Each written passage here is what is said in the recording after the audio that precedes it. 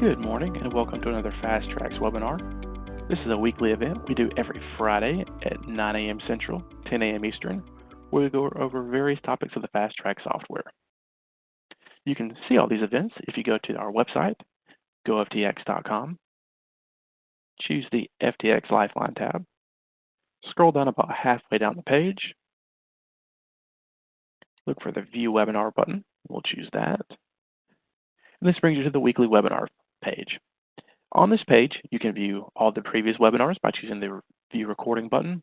And if you scroll down towards the bottom of the page, you can sign up for all of our upcoming webinars. This week, we're going to be doing utilizing gift cards. And this includes both FasTrax Director and FasTrax POS.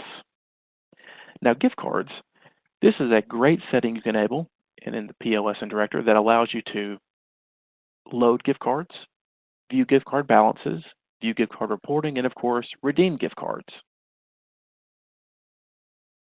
To enable that, we'll first log into Director, and you need to first make sure that you have the permission to view your settings hyperlink. So to do that, you go to the Maintenance module, you go to the Logins tab, which is where your Director logins are, and you verify that the user you're under needs this checkbox checked under Admin. That lets you choose the Settings button, and then we want to make sure in this screen we have the Enable Gift Cards checkbox checked.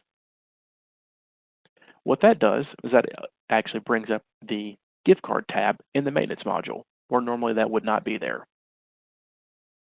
The next thing you want to make sure you have is a department dedicated to gift cards. So in our Department section, I've got one built here. If you don't, you would want to choose the New Department button, and then make something similar to the way I have it set up here on the screen. A unique department number, a name, and a POS name. Generally, gift cards is sufficient. That tied to a department group. That tied to a POS flag, which generally is going to be non-taxable. Whether you want this to add to sales or not, choose that checkbox. And then when done, choose the Save button. Another thing you will want to make sure you have in place is a tender for gift cards. Now, by default, this is already enabled on everybody's system, the gift card tender. If it's been deleted, you can, of course, add that back. You would ideally want that to be tender number 710. And then, of course, the description will be gift cards. And you probably want that tied to a gift card reconciliation bucket for whenever you're doing your reconciliation.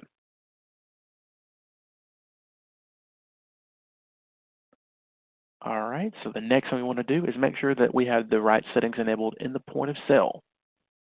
So when logging into the POS, you want to make sure you have a login that has got the POS permission for settings, because we're going to be adjusting the POS settings. So I'll go to the point of sale.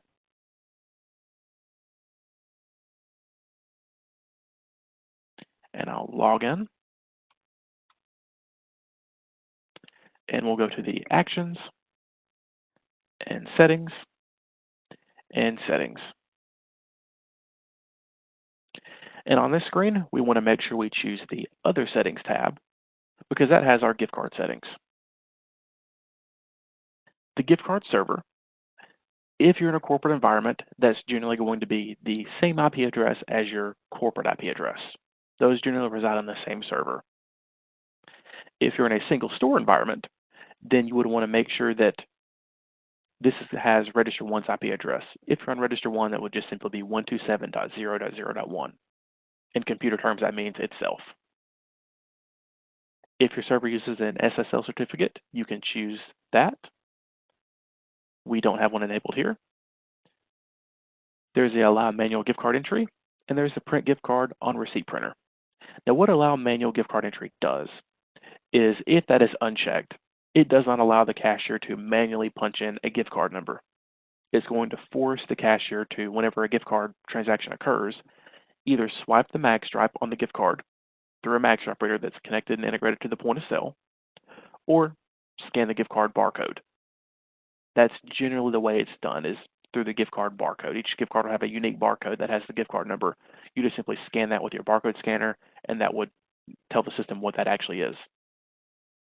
If this is checked, then you have a screen that allows you to manually punch in the gift card number, in addition to the other ways, via the magstripe reader and scanning the barcode. If you have the option to print gift card on receipt printer enabled, then it does exactly that. Whenever you sell a gift card, it's going to print a secondary receipt out that actually has the gift card barcode and the gift card number and the gift card balance on that receipt.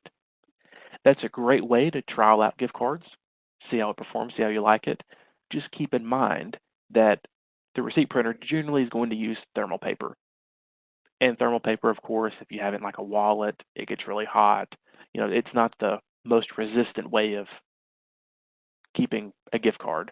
So, of course, a customer, if they have a gift card and they give that away and it sits in someone's wallet for a month, it may not be readable. So you may have to contact corporate to get that gift card number. But it's still a great way to trial that out and just see how it actually functions for yourself. So we've got our settings in place here. And we now, I'll let you say, but I've already got that in place. We now would want to make sure we have gift card buttons. So if I go to my point of sale screen, I see there's no buttons here. I want to add those.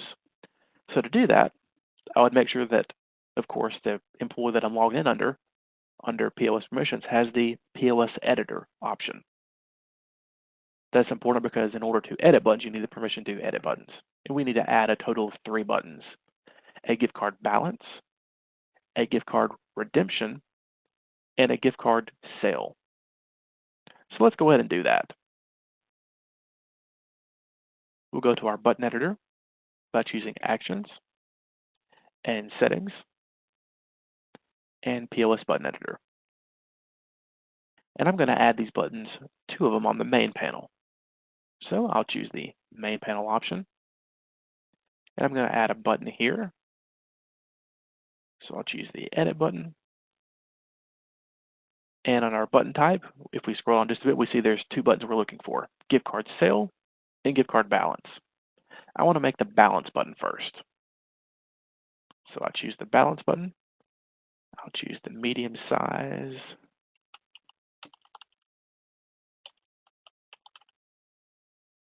And I want to make a color. Let's make that yellow. The glyph, I want that to be, we can make that, looks like a gift card. I don't want this to have a manager override required, and I don't want this to navigate me anywhere else. So I'm going to just go ahead and choose Update. That's exactly what I'm looking for, the gift card balance. I next want to do a gift card sale button. I have to have a way to load those buttons, or load those gift cards. So I'll choose right below that, Edit button. I'll go to the gift card sale. Make that medium size.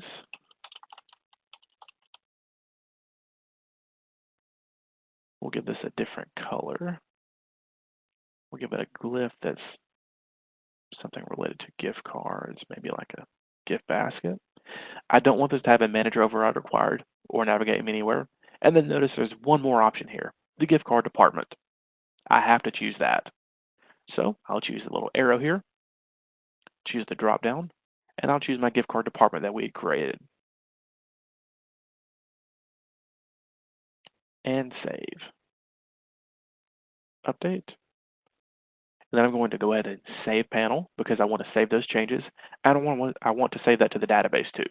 So I'll cancel out of that screen, go to my POS settings, go to my register settings, and save panels to DB.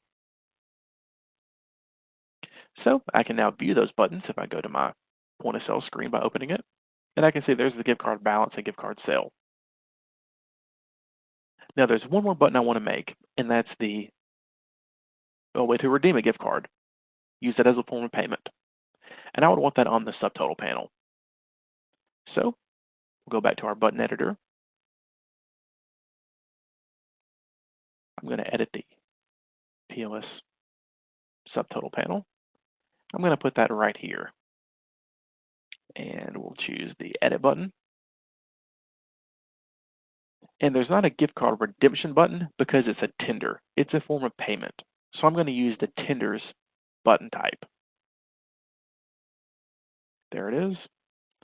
I want that to be a medium button. We'll call this gift card. Background, we can make that yellow. We'll give it the gift card glyph. I don't want this to have a manager override or navigate anywhere. Tender type. This is important. You want to make sure the tender type is set for gift card. Otherwise, this would not work properly. So make sure that's set to gift card. The tender ID, we'll choose the arrow here to search for our tender ID. We know that was 710. There's our gift card tender. I'll choose save. And then if I wanted the manager approval for amounts over a certain dollar amount, I can choose the checkbox here and put that dollar amount. In this case, I don't. So I'll update that. That puts our gift card button in place. I'll then save the panel and then save that to our database by going back to my POS settings, go into my register settings, and save panels to DB.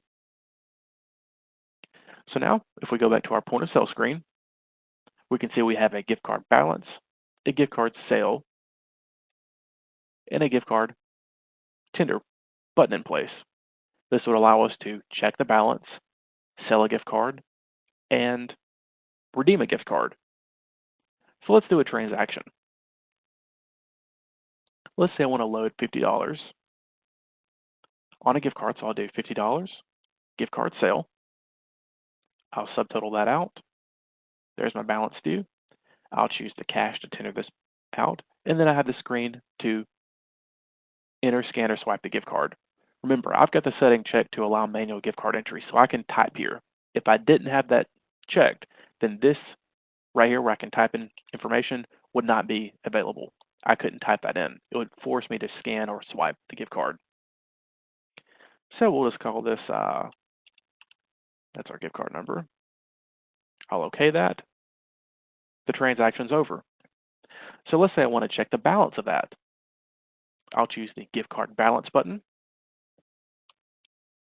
enter that gift card number, choose OK, and then we can see there's the gift card balance. It's been loaded properly. Now, how does this look in Director? Well, if we go to Director here, we'll go to our Maintenance. We'll go to the Gift Card tab. There's that gift card with its balance for $50.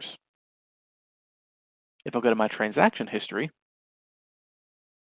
we can see there's that transaction, $50, the initial load type. If I want to print this list out, I can, of course, print that out, and that'll show me all of my gift card transactions in between this start date, stop date. If I want to filter to a specific gift card number, I can enter that here and then choose refresh, and it's going to show just that one gift card that we had just utilized.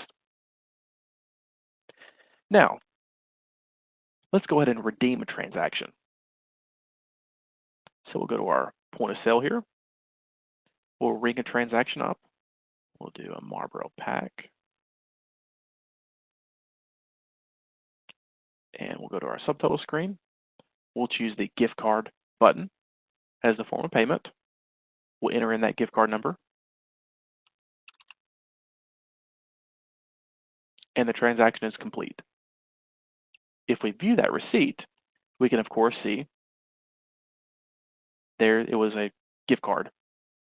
There's our remaining gift card balance, and it was, of course, paid via the gift card tender.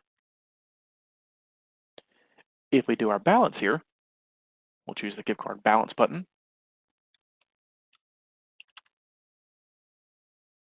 We can see there's our balance. If the customer wanted to check their balance, we can see that it properly redeemed everything. On the director side of things, if we refresh the screen, we can see there was a transaction done on that gift card. The transaction was for $9.93. So then whenever we go to our, I'm going to reload this module so we can see our balance here. There's our balance in Director. So we viewed it on the receipt, in the point of sale, and in Director. Now, gift card, like I said, is a form of payment. It's a tender. So of course you can use that in a split tender transaction. So we have 4007 here. I'll do a point of sale transaction here. Let's buy a carton.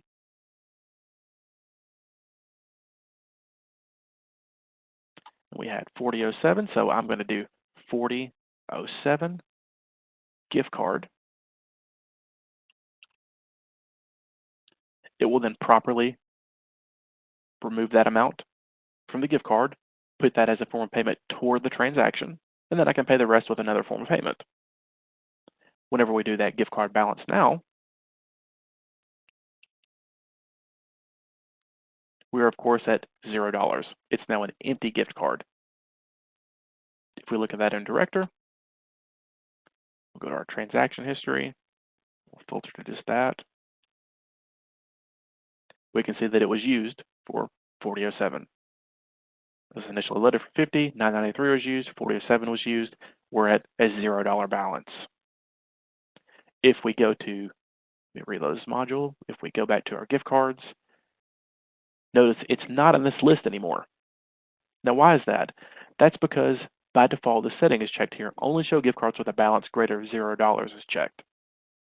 If I uncheck that, then we can see it and other gift cards show up because they have a $0 balance. And I can of course reload that gift card if I wanted to, if the customer wanted to reuse that gift card. I could do another transaction and use the same gift card number. Everything is fine. It's just like it's loading a brand new gift card. I'll do my balance. And we're back up to $25. In Director, we can of course follow that transaction history.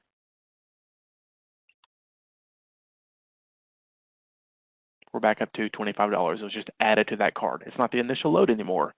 It was $25 added back to that card. Now, notice there is a manual transaction option here. What does that do? Well, first let's take a look at a user who does not have that permission.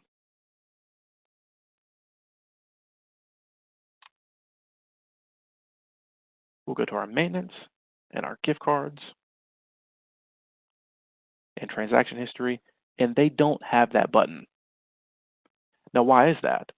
That's because on the Director login itself, there's a allow manual gift card permission.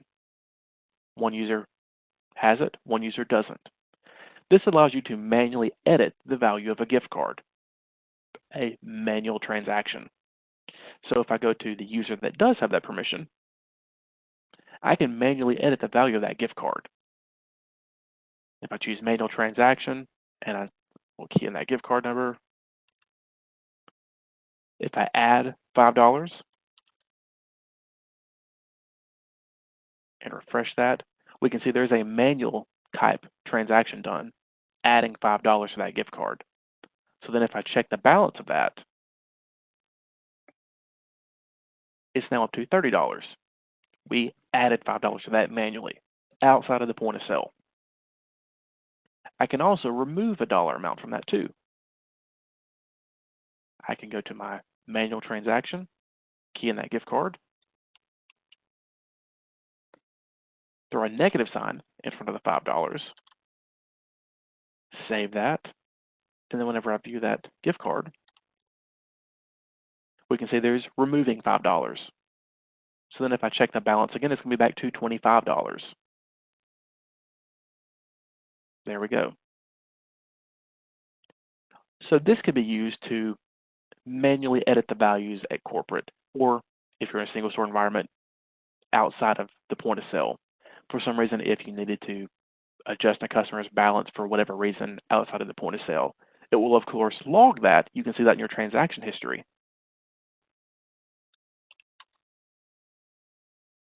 So you have record of that being adjusted, but it just gives you the ability to do that.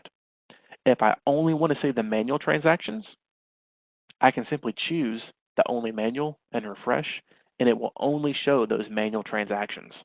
So I can easily keep tabs on any type of manual transaction simply by removing that gift card number, refreshing that, and that'll show me any manual transaction ever in this time period. So I can go back as far as I want and view as many manual transactions to see who done that.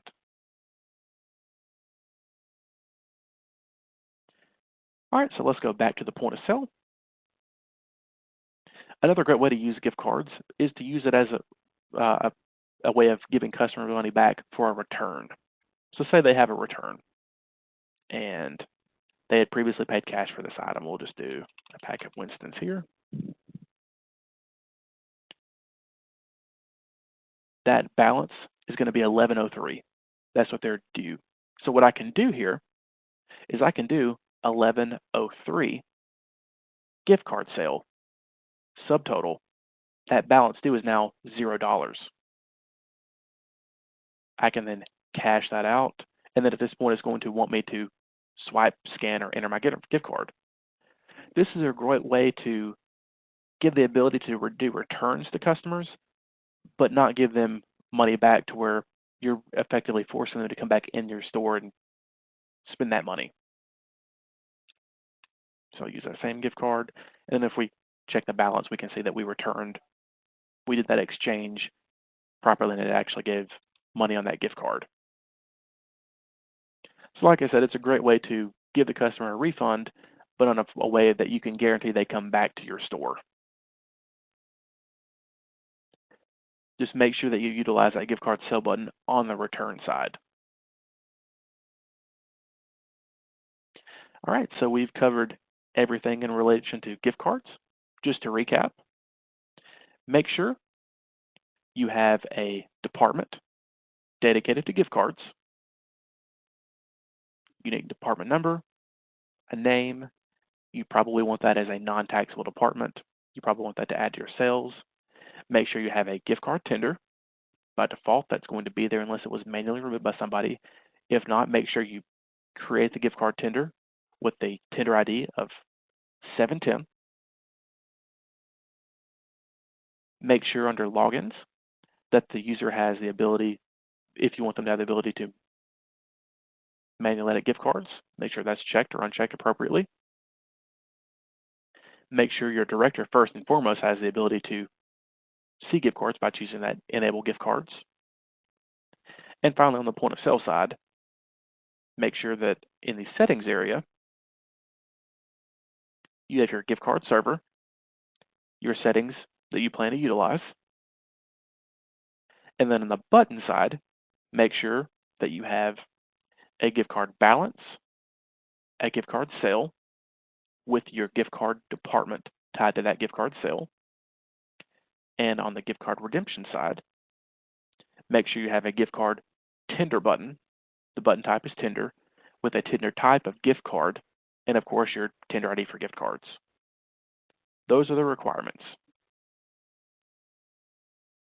So I hope everybody learned something today on how to utilize gift cards. If you have any questions, feel free to contact us at websupport@FasTraxPOS.com or 256-319-3470, option 1. If you have any feedback on webinars or suggestions, contact us at info@goftx.com.